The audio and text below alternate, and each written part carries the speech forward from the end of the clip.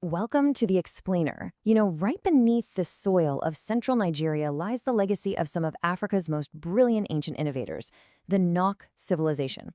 We're talking about a story of profound artistic mastery, absolute leaps in technology, and a history that literally forces us to rewrite the timeline of the ancient world. Let's get right into it. At the heart of all this is a really profound mystery. What exactly happened to West Africa's very first great civilization? How does a society capable of building monumental art and mastering high-temperature metallurgy just vanish from the archaeological record? Today, we're going to explore their explosive rise, their incredible achievements, and, of course, the enduring enigma of their disappearance. Okay, let's dive into this timeline. The story really kicks off around 1500 BCE. As the Sahara slowly began to dry up and turn into a harsh desert, researchers believe these ancient people migrated south.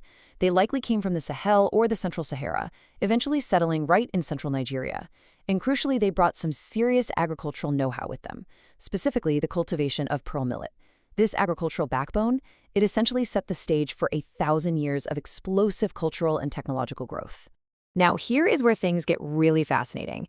In most ancient civilizations, technological progress followed a pretty predictable path, right?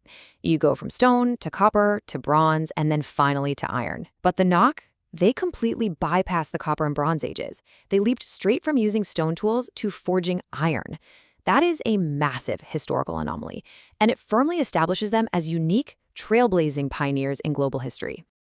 By 500 BCE, the Nok were operating these highly advanced iron-smelting furnaces like the ones discovered at the archaeological site of Taruga. They were reaching absolutely blistering temperatures, which shows a sophisticated understanding of pyrotechnology.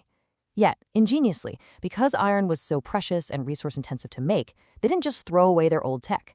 They actually continued using traditional stone tools right alongside their newly forged iron hoes to work the fields. Section 2. Masters of Terracotta. So, alongside this heavy industrial ironworking, the Nok were simultaneously creating these incredibly delicate, hauntingly beautiful terracotta sculptures. Now, what's really interesting about this slide is how they made them. They built these figures using a coiling method, but notice the deep piercing of the eyes, lips, and noses? That wasn't just stylistic, it actually served a crucial engineering function. It allowed moisture to escape during unpredictable open-air firing, which kept the thick clay from just exploding in the intense heat. It's really this perfect marriage of engineering and art. And to further prevent any cracking, they used an ingredient called grog.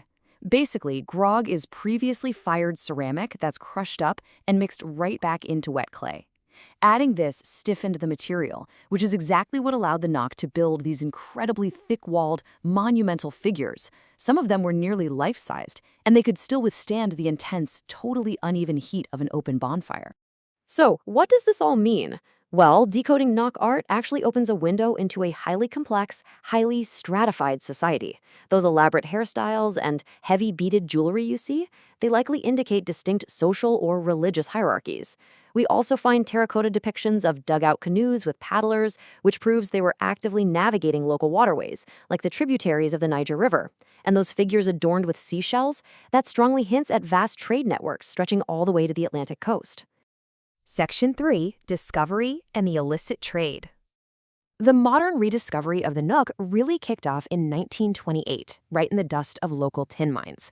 And then later, in 1943, British archaeologist Bernard Fegg stumbled upon a magnificent terracotta head that was literally being used as a scarecrow in a yam field. But, the local communities always knew about them. As Elder Benno Adamu of the Ham people stated, "Our grandfathers told us about them. Our treasures have been taken away." Unfortunately, following this Western discovery, an immense wave of unauthorized digging ended up devastating their cultural heritage. This intense looting fueled a multi-million-dollar underground market. It's a complex network that often relies on local middlemen in impoverished areas who earn mere dollars a day to dig up these priceless artifacts. From there, the items are smuggled across borders, and they eventually sell for hundreds of thousands of dollars in high-end galleries and auction houses everywhere from Paris to New Haven. The sheer scale of this black market has actually sparked high-level international incidents. Take 1998, for example, when the French government purchased looted Nok artifacts for the Louvre. When Nigeria demanded their return, France did recognize Nigerian ownership, but they negotiated to keep the items on a 25-year loan. Nigerian law professor Folarin Shailen heavily criticized this deal, famously calling it a totally unfair smuggler's charter that effectively legitimized the black market. And even official excavations have been incredibly fraught with tension.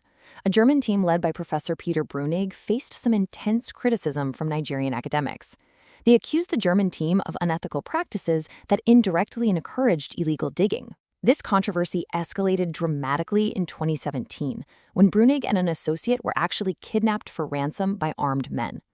This terrifying event ultimately forced the permanent withdrawal of the German team from the area.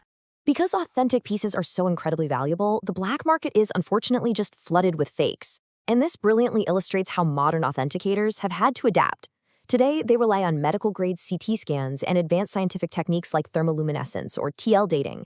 By measuring the accumulated radiation to determine exactly when the clay was last fired, scientists are able to expose completely modern statues or these pastiche objects where a single ancient fragment is just glued to a modern body using modern epoxy. Section 4. A mysterious decline. Returning to antiquity, right around 200 CE, this vibrant, thriving culture abruptly vanished from the archaeological record.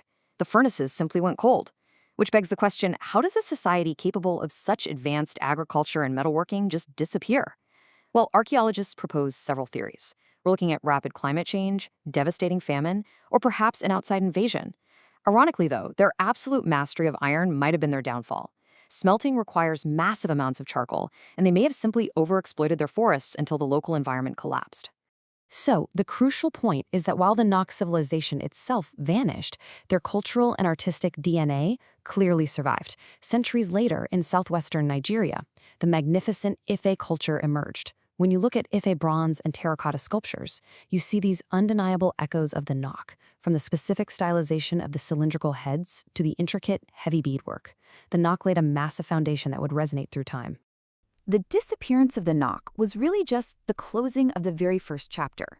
From their pioneering legacy arose the next great epics of Nigerian history. We see the artistic brilliance of the Igbo Ukwi civilization, the vast commercial networks of the Hausa States and the Kanem-Bornu Empire, and eventually the formidable power of the Oyo Empire and the legendary Benin Kingdom. The Nok were truly the vanguard of a deeply rich, continuous tapestry of West African civilizations. Which leaves us with a pretty staggering thought to end on.